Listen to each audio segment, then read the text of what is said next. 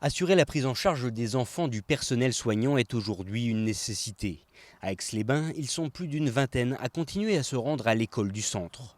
Bien loin des cours habituels, il a fallu repenser toute l'organisation de la structure afin de réduire au maximum les risques de contamination.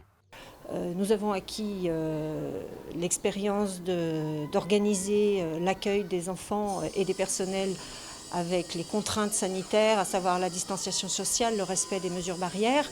Et surtout, nous avons compris ce qu'il n'était plus possible de faire en termes d'accueil, à savoir regrouper un grand nombre d'enfants dans une salle, les laisser jouer dans la cour librement. Organiser le travail scolaire par groupe, tout cela s'est remis en question. Donc nous avons réappris à travailler d'une autre façon.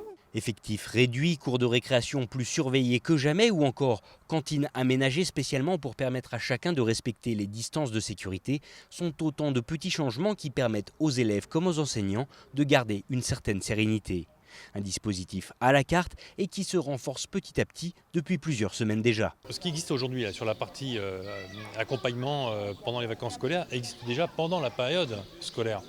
Donc en fait c'est une montée en puissance parce qu'initialement ce n'était pas essentiellement prévu. Donc il y aura d'autres éléments qui vont évoluer.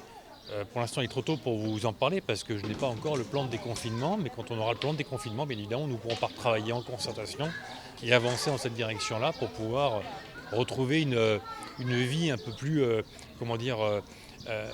conforme à tout ce qu'on veut faire en termes de développement économique et en développement social. En Savoie, ce sont donc près d'une trentaine d'établissements scolaires qui continuent d'accueillir la progéniture du personnel médical. Un système évolutif et qui permet aujourd'hui de s'occuper de près de 200 jeunes à travers le département.